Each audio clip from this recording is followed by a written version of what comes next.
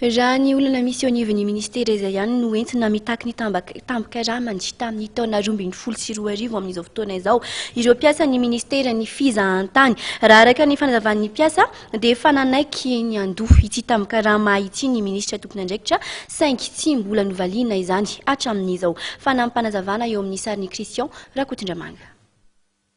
Tapitra ny mbolana voalohany amin'ity taona ity, nefa mbola tsy voalohany tambin-karaha ho an'ny mpiasa ministera ny fizahantany ho an'ny taona 2024.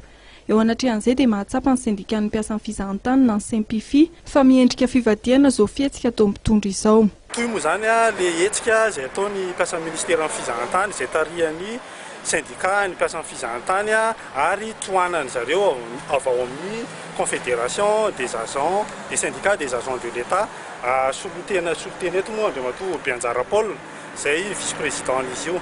Ny antony dia tsotra misy fandrirarana foana eo amin'ny fandoavana an'le prime zany tambin-karama ho an'ny mpiasa izay tokony naloha tamin'ny taona 2024.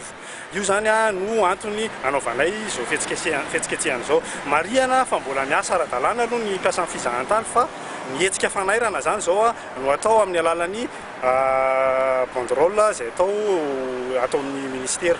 Kanentina tany amin'ny conseil du gouvernement io zavatra io raha mahita ny fahasarana izay misy eto amin'ny firenena amin'izao fotoana izao, indrindra amin'izao fotoana tetezamita izao dia karazany hoe nahantona ny fandraisany fanapahan-kevitra mikasika an'ilay izy dia efa natao aza ny fandinihana mikasika an'ilay izy.